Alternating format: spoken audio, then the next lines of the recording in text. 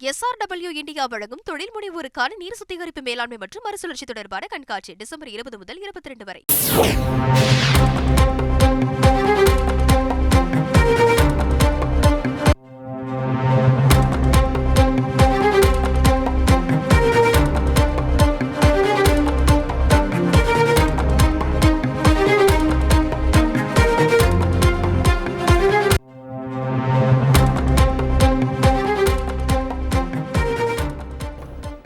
அதிமுக தலைமை அலுவலகத்தில் கடந்த 2022ஆம் ஆண்டு ஜூலை 11ஆம் தேதி புகுந்து முக்கிய ஆவணங்களை எடுத்துச் சென்ற விவகாரம் தொடர்பாக விசாரணை நிலை குறித்த அறிக்கையை தாக்கல் செய்ய சிபிசிஐடிக்கு சென்னை உயர்நீதிமன்றம் உத்தரவு பிறப்பித்திருக்கிறது.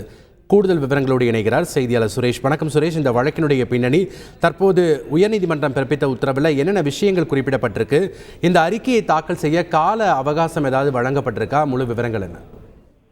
வணக்கம். அதிமுக பொதுக்குழு கூட்டம் கடந்த 2022ஆம் ஆண்டு ஜூலை 11ஆம் தேதி சென்னையை அடுத்த வானகரத்தில் நடந்தது. அதே நேரத்தில் பன்னீர்செல்வம் மற்றும் அவருடைய ஆதரவாளர்கள் ராயப்பேட்டையில் உள்ள கட்சி தலைமை அலுவலகத்துக்குள் நுழைந்ததால் அங்கு மோதல் எழுந்தது. மேலும் அலுவலகத்தில் உள்ள முக்கிய ஆவணங்களை பன்னீர்செல்வம் மற்றும் அவருடைய ஆதரவாளர்கள் எடுத்து சென்று விட்டதாக ராயப்பேட்டை காவல் நிலையத்தில் வழக்கு பதிவு செய்யப்பட்டது.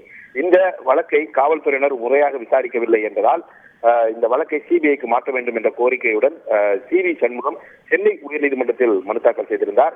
ஏற்கனவே இந்த வழக்கானது சிபிசிஐடிக்கு மாற்றப்பட்டிருக்கக்கூடிய நிலையில் இந்த வழக்கு நீதிபதி ஜெயச்சந்திரன் முன்பு மீண்டும் விசாரணைக்கு வந்தது. அப்போது சி.வி. சண்முகம் தரப்பில் ஆஜரான வழக்கறிஞர் இந்த வழக்கின் விசாரணையில் எந்த ஒரு முன்னேற்றமும் ஏற்படவில்லை என்று தெரிவித்தார். அதே சமயம் சிபிசிஐடி தரப்பில் ஆஜரான வழக்கறிஞர் ராயப்பேட்டை காவல் நிலையத்தில் பதிவான 4 வழக்குகளையும் சிபிசிஐடிக்கு மாற்றியுள்ளதாகவும் பன்னீர்செல்வம் மற்றும் வைத்தியநாதன், மனோஜ் பாண்டியன் மீது வழக்கு பதிவு செய்யப்பட்டுள்ளதாகவும் தெரிவித்தார். ஏற்கனவே 14 பேர் கைது செய்யப்பட்டு 40 பேர் முன்ஜாமீன் பெற்றுள்ளதாகவும் 116 ஆவணங்கள் பறிமுதல் செய்யப்பட்டு சம்பந்தப்பட்ட நீதிமன்றத்தில் ஒப்படைக்கப்பட்டுள்ளதாகவும் சுட்டிக்காட்டப்பட்டது. விசாரணை முறையான திசையில் சென்று வருவதால் இந்த வழக்கு குறித்த விரிவான நிலை அறிக்கையை தாக்கல் செய்ய அவகாசம் வேண்டும் என்றும் அரசு தரப்பில் கோரிக்கை விடுக்கப்பட்டது. இதை ஏற்றுக்கொண்ட நீதிபதி இந்த விவகாரத்தில் நீதிமன்றம் தேவைக்கு அதிகமாகவே தனது நேரத்தை வீணடித்திருப்பதாக அதிருப்தி தெரிவித்தார். அதேபோல காவல்துறை தனது பணியை செய்யட்டும் என்றும் கூறி இந்த வழக்கின் நிலை அறிக்கையை 4 வாரங்களில் தாக்கல் செய்ய வேண்டும் என்று உத்தரவிட்டு விசாரணையை தள்ளி வைத்திருக்கிறார். நன்றி சுரேஷ், உங்களுடைய தகவல்களுக்கு.